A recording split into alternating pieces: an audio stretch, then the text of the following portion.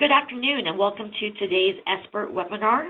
My name is Jennifer Trujillo and I am the Substance Use Disorder and Special Populations Program Manager.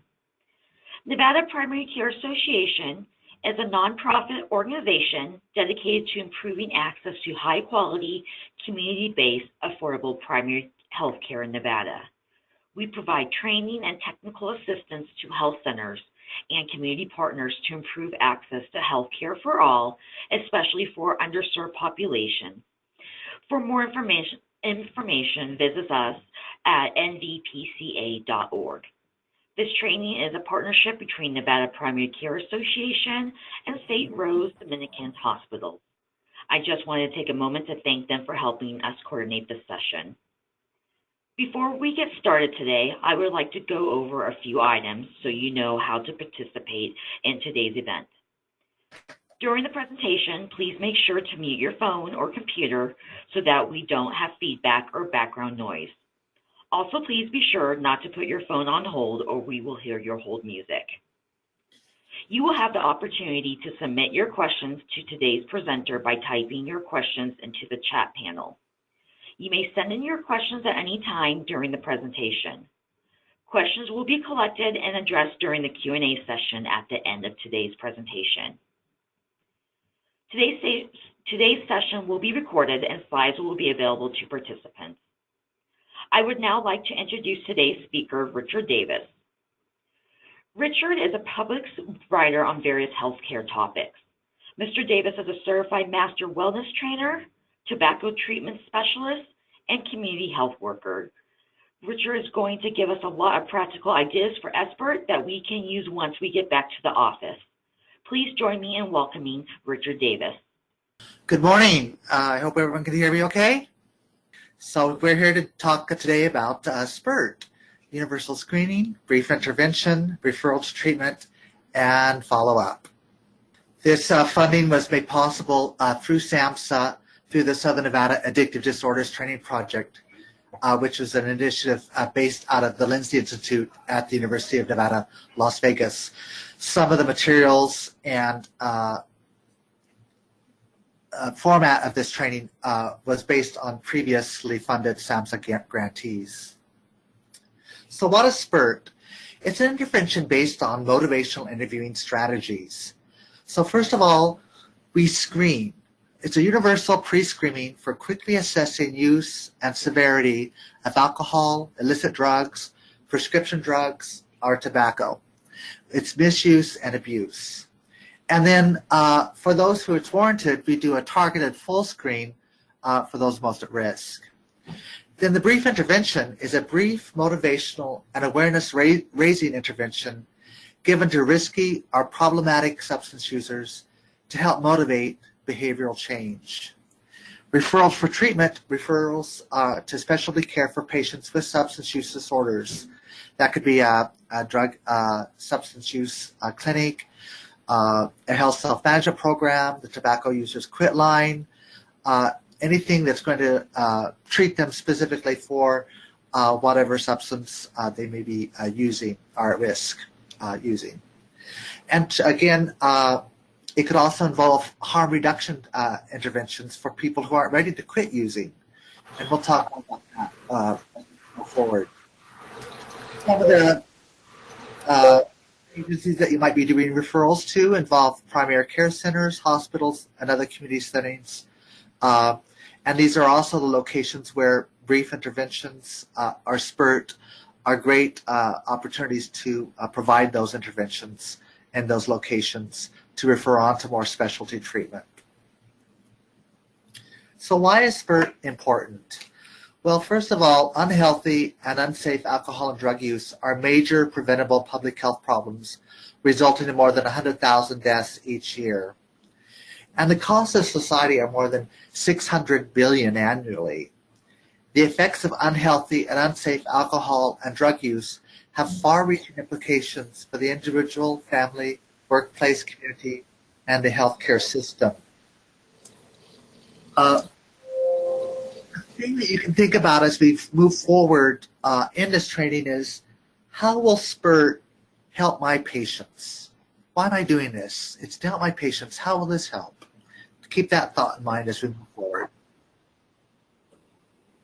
So the harms related to hazardous alcohol and substance use are fairly well known, of course. There can be increased risk for trauma or injury, criminal justice involvement, family and social problems, mental health consequences, increased absenteeism and accidents in the workplace, and then, of course, health problems themselves, hypertension, elevation of cholesterol, heart disease, liver disease, pancreatitis, gastritis, depression, sleep dysfunction, risk for various cancers, HIV, AIDS, and other STIs and infectious diseases, and trauma and disability.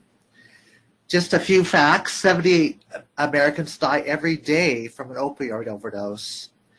And women, 1 in 7 mothers during pregnancy or postpartum experience depression or anxiety, which puts them at higher risk for alcohol, substance use, and tobacco use, especially if they were users before pregnancy. More than 3 million U.S. women are at risk of exposing their developing baby to alcohol, and 3 in 4 women who want to get pregnant as soon as possible report drinking alcohol. 18% of U.S. women report alcohol use during the first trimester, and 4% during the second and third trimesters. Of course, any fetal alcohol syndromes are completely preventable. And so it's so important to do these interventions to help the mother and the baby to stay healthy during pregnancy.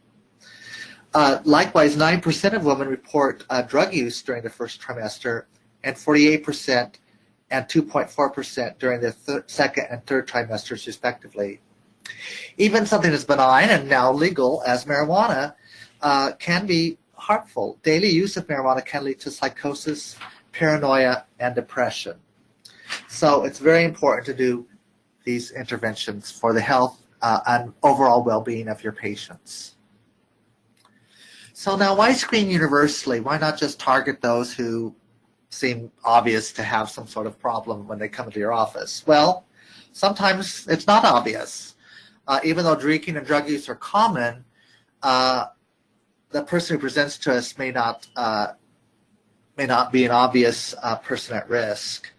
And so we want to detect substance use and alcohol problems at the early stage before they result in more serious disease or other health problems.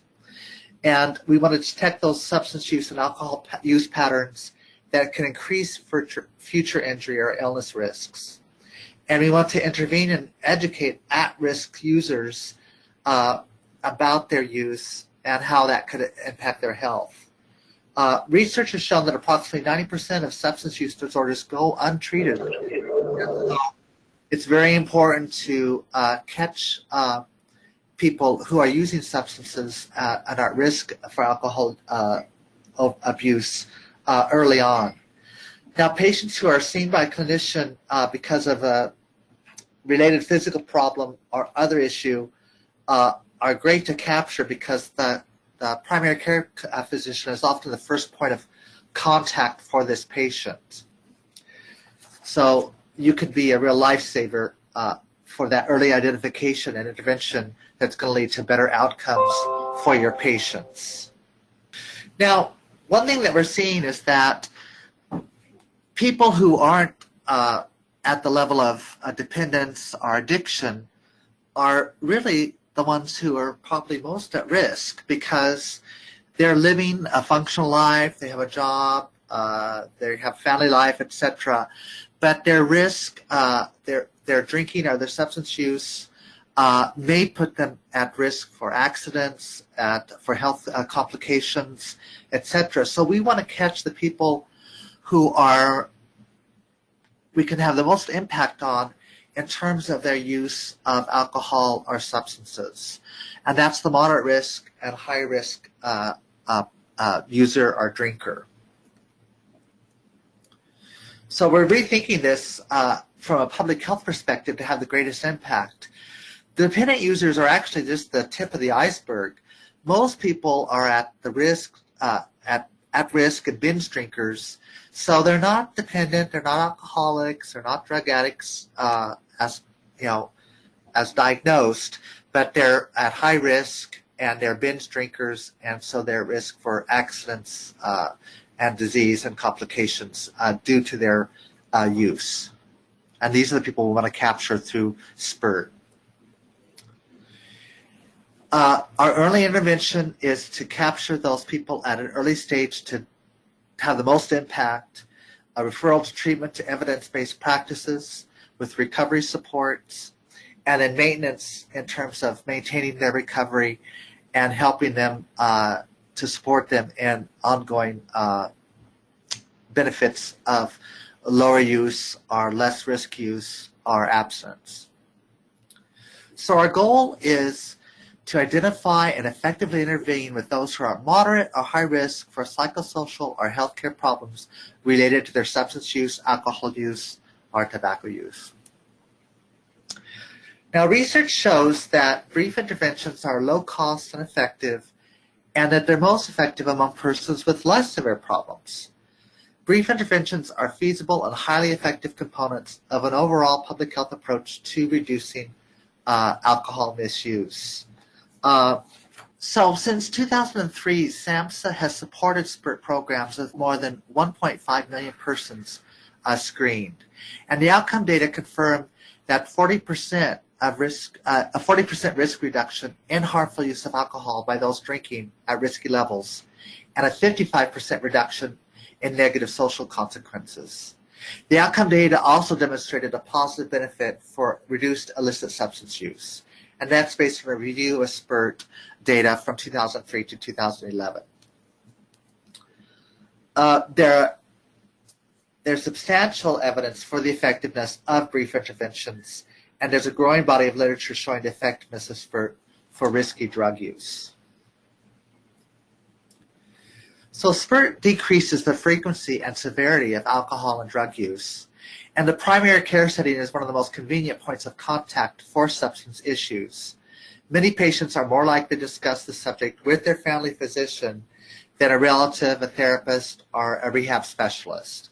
So you're going to have the greatest opportunity for an impact with your patients. So let's get right into it. So first of all, we're going to universally screen every patient every time. The rationale for it is that drinking and drug use are common, that they can increase the risk for health problems, safety risks, and a host of other issues, that they often go undetected, and that people are more open to change than you might expect. So in the practice setting, you want to set up a team approach to be most effective with your time and with your staff. So a front desk person would give the brief pre-screening with maybe a single question or just a few questions about their substance use, alcohol use, or tobacco use. And the medical assistant would take the patient to an exam room to review the screen with them.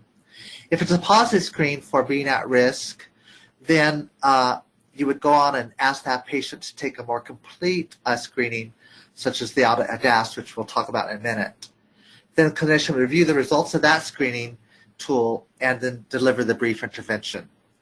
And then a person in need of treatment would be referred to a treatment at that time. And then you would set up in the electronic medical record schedule a follow-up to follow through on it. Now, about 75% of your patients will not be at greater risk, and so no further activity will be necessary, and it stops right there. To get ready, you should assess what your office needs to successfully implement SBIRT in your practice, such as a staff training, the space you'll need to do a brief intervention, the time that it'll take, any forms or systems that you need to create. And it's good to assign a champion or a lead person to help encourage your staff to buy into doing SBIRT. Review also HIPAA and mandated reporting laws and regulations. And you can also find out more information about mandated reporting requirements for substance use during pregnancy. And then set clear and realistic goals and staff responsibilities for implementation. Remember, it takes a village, so using teamwork is going to be your best approach. So the pre-screening strategy is just a very quick screen question. Like in the past year, how often have you used the following? Alcohol for men, 5 or more drinks a day. For women, 4 more drinks a day. Any tobacco product, including vaping products. Prescription drugs for non-medical reasons or illegal drugs. Now again, based on previous experiences with SBIRT, a pre-screening will yield about 75% negative responses. So most people will not go on to the more in-depth screening or the brief intervention. You'll just congratulate them on their good health and their responsible use of any alcohol that they may be using, and go on to whatever else they're there for that day. But for those who do have a positive screen, you should ask for some further assessment questions. Now, when screening, it's really important to clarify what one drink is. So how much is one drink? It's a 5-ounce glass of wine, then 5 glasses would be in one bottle, a 12-ounce glass of beer, 1 can, or 1.5 ounces of spirits, 80 proof, or 1 jigger. That's equivalent to 14 grams of pure alcohol. So a positive risk screen or an at-risk drinker would be someone who binge drinks, and that's 5 or more drinks for a man and 4 more drinks for a woman in one day, or for anyone over 65, or a patient who exceeds regular limits. So again, men should be 2 per day or 14 a week, and women or anyone over 65 should be 1 a day or 7 a week. Women who are pregnant or maybe become pregnant should not drink any alcohol. And of course, any level of tobacco use is also dangerous. If the patient is not at risk or is at low risk, then there's no need for further intervention. But if the patient is at risk, then you screen for maladaptive patterns of use and clinically significant alcohol impairment or substance use impairment using the audit and DAST. So the audit is the Alcohol Use Disorders Identification Test or Questionnaire. It's in the public domain, so the test and the manual are free. It's validated in multiple settings, including primary care. It's fairly brief and it's flexible. It does focus, though, on alcohol use and doesn't cover drug use. So you have to have 2 screenings if a person uses both alcohol and substances. And it is consistent with the ICD-10 and DSM-5 definitions of alcohol dependence, abuse, and harmful alcohol use. When you score the audit, most of the people are going to be at the low risk, and then you would just provide feedback, reinforce their abstinence or their low use, encourage them and congratulate them on their low risk, and you might intervene with a positive health message to reinforce their abstinence. Now, low risk is not necessarily no risk. If they don't normally drink and then suddenly do go on a binge weekend, then they could, of course, be at risk in that situation. Or someone who doesn't normally use drugs, for example, and uses them one time could die of an overdose. So low risk does not mean no risk. Then at-risk behaviors is moderate at risk. There you're going to be looking at someone who might have new health problems or worsening of existing ones due to their alcohol use. They could be a risk just based on the amount of alcohol use alone with no other negative consequences. And it's good to intervene at this point with a brief intervention to motivate reduction of alcohol use and to make them aware of the risks that they face in use. Harmful use, it gets up into the sort of a borderline between the moderate and high risk. That's a patient who's experienced repeated negative consequences that continues to use despite persistent problems. And you want to intervene with them with a brief intervention to motivate reduction or abstinence, and you want to definitely do specific follow-up with that patient. And then dependent use, of course, is very high risk, and that's signs of substance use disorder and negative consequences such as tolerance, withdrawal, and uncontrolled use. And you're definitely going to be doing the brief intervention with referral to specialty treatment. The DAST is a drug abuse screening test questionnaire, and it is also a very good tool, sensitive screening tool for at-risk drug use.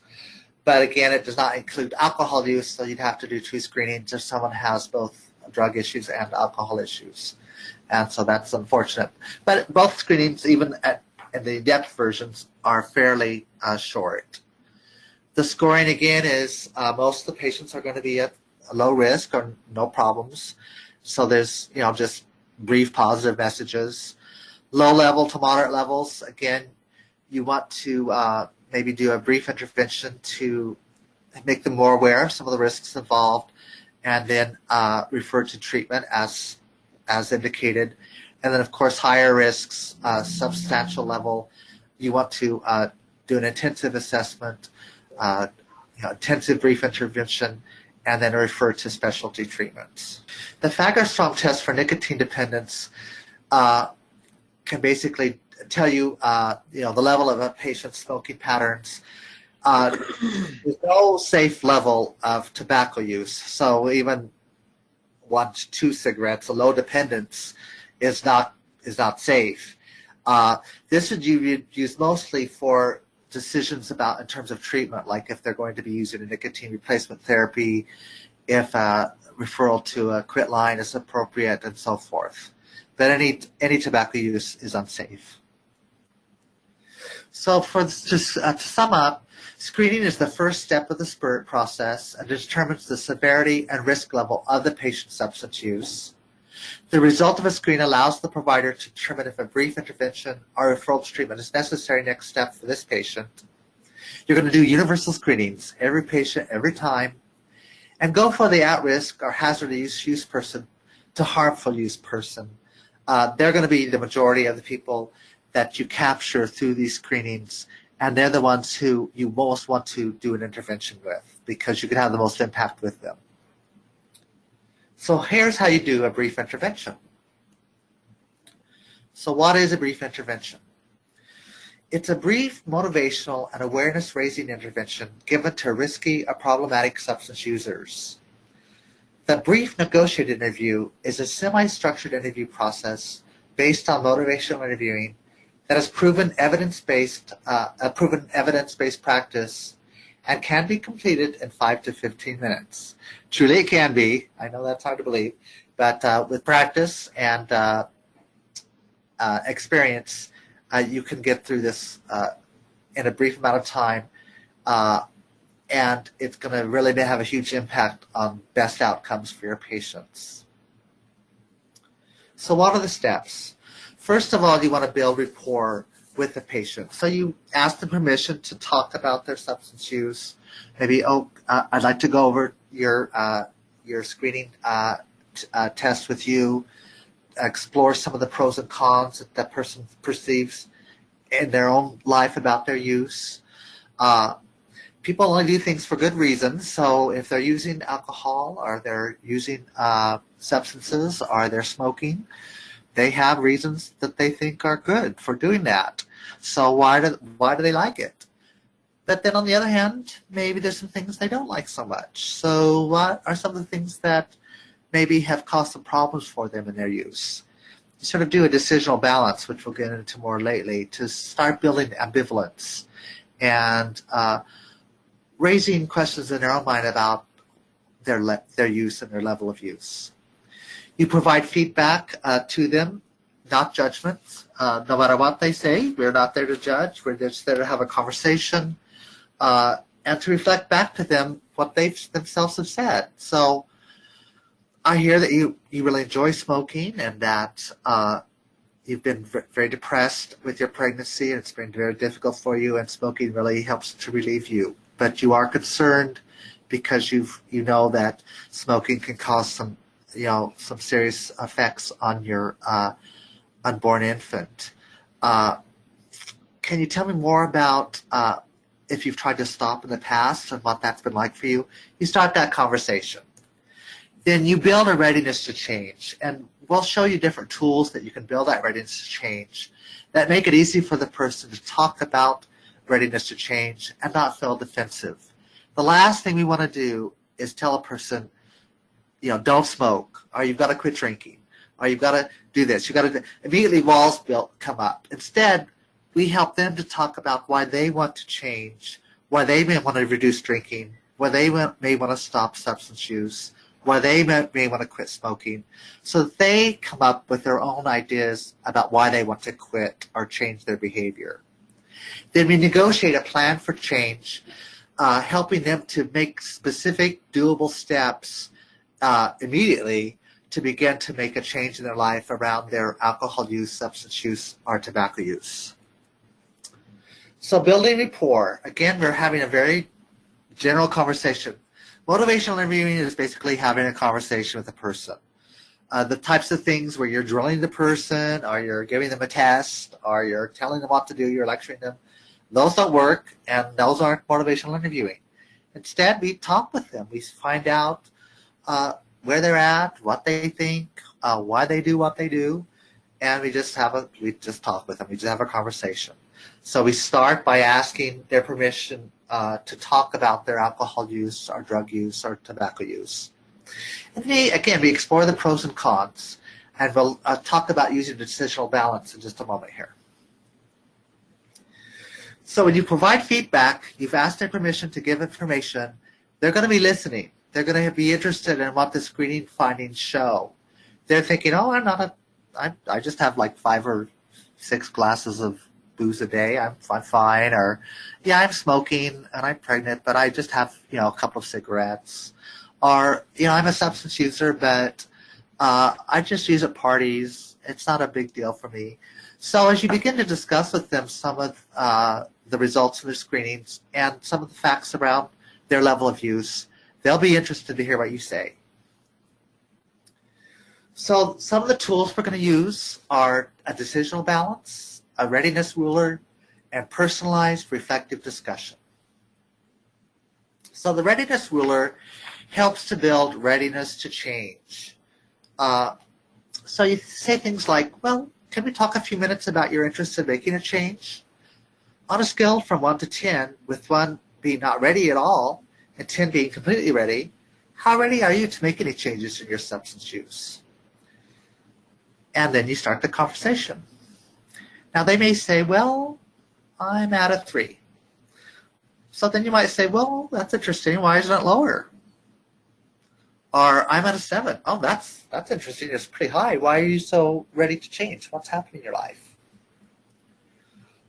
Again, readiness rulers can help address readiness to change on 3 different levels. So how important is the change to that person on a scale of 1 to 10? How confident are they that they can make this change on a scale of 1 to 10? And how ready are they to go forward with the change? So again, some questions to follow up with are, why isn't your number lower? Or what do you think could make your number higher?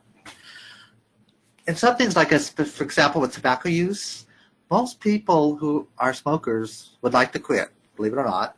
About 70% would like to quit if they thought they could. So the importance of change will be high for them. Their readiness to change will be high. But then when you go to confidence, how confident are you that you can quit? Suddenly, their numbers are like 1, 2. They just don't believe they can. They've tried. They failed. They don't think it's going to be possible. So then you start building confidence. Now, the decisional balance is a great tool to help, again, that conversation going and help the person to start understanding some of their own ambivalence around their behaviors. And you start by asking them what they like about what they're doing. Again, people only do things for good reasons. They're not doing things just for no reason at all. They wouldn't be doing it if they didn't think they were getting something from it. So why do they like to drink? Well, they love hanging out with their friends, or they like the buzz, or it settles them down at the end of the day. There's different positive things that they like. But then what are some things that you don't like about it? What are some not so good things about using it? Well, sometimes there's a hangover, or they've missed work, or they're having some health impacts, they're now pregnant, things like that. And then you can summarize just by repeating back to them what you've heard them say. So I hear you that you said that you enjoy alcohol use because of the social aspect of it, hanging out with your friends and stuff. But now that you're pregnant, you're concerned that that it could harm your child. Is that correct? Well, let's talk about some things that you can do to maybe lower your risk or abstain completely. Can we do that? And you move from there. The personalized reflective discussion helps to enhance motivation and commitment. And it's really the way adults learn. So first of all, we initiate the discussion by asking them permission to have a discussion about their substance use or alcohol use. You provide some feedback based on the screening or the assessment data that you used when you did the tool. Then again, you're asking them what that data could mean to them. So what does it mean that you're drinking at a higher level than most people drink? And then you begin to enhance motivation. So if you wanted to make a change, on a scale from 1 to 10, what would be the importance of making a change to you? And then you start negotiating a commitment to change. I know that it's been hard for you to quit smoking. You've tried in the past, but if I told you that I could help you to quit, would you be willing to try? Would you like to try? And you move forward from there. So again, you start a reflective discussion, asking permission to have the conversation. You know, it's okay if we talk about a few minutes discussing the results of your wellness survey that you just completed. You provide feedback. So on your audit screening, you had a score of 40, which puts you at pretty high risk for alcohol, from risk from alcohol use, both in terms of your overall well-being and your health. Most people drink at a lower level, and so I wanted to talk to you about that today and see what you think about that. Reflective questions evoke personal meaning for that person. Again, it doesn't help to have like a generalized lecture about the dangers of alcohol use if that doesn't have any meaning for that person. What does it mean for them?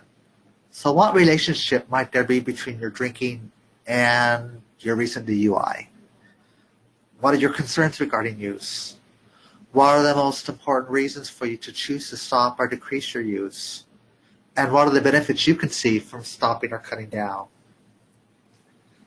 Summarizing is a great way of, again, just repeating back to the patient what you've heard from them so that they've come up sometimes with the solution themselves, or they themselves have understood and identified that drinking or substance use or tobacco use is a problem for them or a danger for them. You haven't had to lecture them or use scare tactics or do any of the things that we don't work. Instead, they've told you themselves through a conversation why they're ambivalent about their use. So now you just acknowledge that. You acknowledge their perceived benefits. You talk about the personal and important problems or concerns that have been caused by their use for the person themselves. You listen and affirm and reinforce any motivation they have to change. And you help them to resolve any ambivalence that they have about changing and reinforce motivation. And then you negotiate a plan for change. This plan is for either reducing use to lower risk levels or abstinence, or it can be an agreement to follow up with specialty treatment services, or if they're not ready to stop use, it could be a plan for harm reduction. So when you negotiate the commitment, you're creating an action plan. This is something that's simple, it's real, it's going to be very specific, they can do it, and they need to do it right away. This week would be good, but certainly within 30 days, you want to have it happen. So it can't be just some general, well, I'll reduce drinking, or I'll lower my use of marijuana, or I'll cut down on cigarettes. It needs to be very real. It's very specific. They can do it, and it's this week. It's very important for them to be successful on the plan. If they start a plan and they end up not being able to do it, then they'll feel like a failure and they'll give up. So it's got to be doable. Here's a really quick reference card you can print out once you receive the slides that you can use right in the office to help guide you through the conversation. It shows how to have that motivational interviewing conversation with the person. It shows some different key tools that you can use, such as ORs, open-ended questions, affirmations, reflections and summaries, and REDS, roll with resistance, express sympathy, develop discrepancy, and support self-efficacy. And then it's got your readiness ruler right at the bottom too. So it's a great tool to use while in the office with the patient. And then you refer to treatment. So patients are open to discussing their substance use to help improve their health. In a survey that were done, patients said things like, if my doctor asked me how much I drink, I would give an honest answer. 92% people said that they would. If my drinking is affecting my health, my doctor should advise me to cut down on alcohol. 96% agreed or strongly agreed. As part of my medical care, my doctor should feel free to ask me about how much alcohol I drink. 93% agreed with that. And then on the adverse side, I would be annoyed if my doctor asked me how much alcohol I drink. 86% disagreed. And I would be embarrassed if my doctor asked me about how much alcohol I drink. Again, 78% disagree. It was interesting because in a survey with people who are going into behavioral health and substance use treatment, who have a very high rate of smoking, about 80 to 90%, they said that they would be open to starting tobacco dependency treatment if they were asked. But they weren't asked. They were never asked if they would like to try to quit tobacco. So if they're asked, sometimes, most of the time, their response is going to be positive. So evidence indicates that approximately 5% of your patients screened in primary care will require a referral to specialty treatment. Again, treatment may include counseling and other psychosocial rehabilitative services, could include medications, involvement with self-help or support groups or health self-management groups, complementary wellness, like a diet, exercise, meditation, and again, that's often offered through like a health self-management workshop. Harm reduction interventions, how to reduce risk of wound or overdose, and combinations of the above. So for great success, determine if the patient is dependent and needs medical detoxification. That's usually going to be an inpatient treatment. A non-dependent substance user is usually going to be treated on an outpatient basis unless there's other risk factors. And most patients probably will be successfully treated in an outpatient treatment setting. So that can help you to know the most successful treatment setting for the patient based on their use and your diagnosis. A strong referral to appropriate treatment provider is the key. So if the patient is ready, make a plan with the patient to refer to treatment. Use a warm handoff. That's very important. That's going to improve your success tremendously. You and your staff should actively participate in the referral process. The warmer the referral handoff, the better the outcome. So that means picking up the phone and calling the person you know at the treatment facility to say, I'm sending out my patient, Joe, here, and he plans to come at this date. Can we get him in? It's very personal. Maybe if you have community health workers on staff, they'd even like go with the patient to the referral treatment setting. So you're keeping it very personal. It's not just here's a piece of paper, here's an address, go there, and hopefully they'll see you within 2 hours of arriving. No, it's something where it's personal. You're referring to someone you know, and you're staying with them through the process.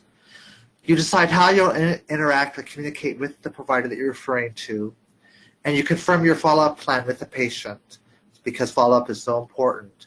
And then you decide on an ongoing follow-up support strategy to keep on seeing that patient to see that they've been able to successfully reduce their use or become abstinent or use harm reduction. So plan for the nuts and bolts. Know who you're going to call. So have a list of those provider referrals on hand, people that you trust, you use frequently, that you have access to referral resource information, that you know what forms need to be filled out. That can be a real daunting task for someone. Here's a form, and they don't know what to do with it or how to complete it. and who on your staff can be supportive in helping with all this process. These are all important tools to know about. And then some considerations when choosing a treatment provider include language and cultural competence. You don't want to refer someone to a treatment facility where they're not bilingual, they're not LGBT friendly. You want to make sure that they're competent culturally to deal with that patient. Is there going to be family support available for that patient in that treatment setting? Will these services meet your patient's needs? Again, you don't want to send to intensive treatment if an outpatient treatment would do, but then on the other hand, you want to do outpatient if they need to be in something that's more intensive like an inpatient setting. Record of keeping primary care provider informed of patient's progress and outgoing needs is very important. You really want to be able to hear back from that provider referral about your patient, what happened, how are they doing, how's the treatment going, are they being successful, etc. And then also it's important that the setting be accessible to the type of transportation your patient has, and if they provide coverage for the type of insurance the patient has, or if they don't accept, or if the patient doesn't have insurance, do they have a sliding scale fee for the patient? And you want to get paid. You want to get paid, and you want to make sure that the provider accepts your patient's insurance. So you'll need to know whether the patient gets needs prior insurance authorization for the treatment. And again, does the provider provide sliding scale fees? And you know where to refer your patient to enroll them in affordable care insurance, Medicaid, or Ryan White. And maybe you provide those services in your own office. If not, where can they go to get that help? And again, you don't want to just say, okay, go across town into this strange agency where I don't know anybody there and I don't know anything about the forms and so forth. You really want to walk them through the process to see that it happens. If it's too difficult with the patient, there's too many barriers, they're not going to do it. So what should you expect? Again, a substance abuse treatment facility should provide you with ongoing updates with a valid release of information, a HIPAA release. And if they don't, you may choose to refer somewhere else because you really want that follow through for your patient's best outcomes. Some common mistakes to avoid is pushing the patient into action or treatment referral when they're not ready or interested. If they're not really interested in quitting or reducing use, then that's probably not going to work. But they may be open to harm reduction. So let's say they're not ready to quit smoking. We know that any form of tobacco use is dangerous, but they are trying with vaping and so forth. Well, you don't recommend vaping to them, but if they're using vaping, that's harm reduction. Let's say that they're a substance user, they're not going to quit, they're not interested in quitting, but you do see wounds, you do see that there's an admission for overdose, you do see that they're not using clean needles, so then you'd want to help them to find sources of clean needle exchange, to know about wound treatment, and what to do in case of overdose. Then you want to be sure to refer to a program that is full, not to refer to a program that is full or does not take the patient's insurance. Again, the patient will get there and there's a wall, so what good would that do? That's why it's important to know your referral base, to be very familiar with all the different referral sources in your community, to connect with community coalitions around alcohol use, substance use, tobacco treatment, things like the CARE Coalition, the PACT Coalition, NAMI, National Association for the Mental Illness. All these coalitions really help you to understand your community and where you can refer patients. Also, it's important to consider pharmacotherapy and support of treatment and recovery. So that's medically assisted treatment, nicotine replacement therapies. Those can all be very effective in helping your patient. For example, in tobacco dependency treatment, just counseling alone, it can be effective, But counseling combined with nicotine replacement therapy is going to be about 3 times as powerful, as effective for that patient to quit. So it's good to consider those tools. And then avoid seeing the patient as resistant or self-sabotaging. They might have a chronic disease or an addiction, or it could be that you're lecturing them. If you lecture, they're going to put up a wall, and they're going to seem resistant, but it's actually your approach. So pull back, start a conversation. Don't see them as the enemy you've got to try to strong arm into treatment. See them as someone you're having a conversation with to find out more from them what their concerns are. Because likely as not, their concerns are going to lead you right to an action plan for reducing use or even abstinence. So in summary, treatment works. With a minimal amount of preparation, you can know what is available in your community. Clarify your procedures that you need to do for referral, and that's where staff training and preparation is really important. Warm handoffs work best. They're really powerful. And follow-up is essential because you want to find out what's happened. Do you need further interventions? What's the outcome of that patient? Some resources that are available, and again, these will be available in the slides, to do additional training on SBIRT online, to get reimbursement information when you perform a screening, brief intervention, and referral to treatment, national treatment facility locator, and then a systems level implementation plan is also available through SAMHSA, and that's at no charge. So let's keep this momentum going. We know that SBIRT works. The research shows that. We know that we can have a huge impact on our patients, that they want to hear us talk to them about these issues, that when we talk to them about them, that they're going to be more likely to change to abstinence reduction or harm reduction, that we're going to see better outcomes when we have that brief 5 to 15-minute conversation and when we screen patients about their use. I'm open to questions. Please let me know what you're thinking. If you have any questions, if you want to raise your hand, I can unmute you so we can answer your questions, or you can type it into our chat box. It looks like we don't have any questions. You can always contact us if you do have any questions, either at Richard's information or at mvpca.org. Thank you, Richard, and thank you to everyone for attending today's webinar. Once you leave, you will receive a survey on the presentation, and we'd appreciate if you complete that and provide feedback. On behalf of Nevada Primary Care Association, thank you for joining us today, and have a great rest of your day. Thank you, and I'd like to end with one quote. People are generally better persuaded by the reasons which they have themselves have discovered than by those which have come into the minds of others. That's from Pascal. Thank you so much.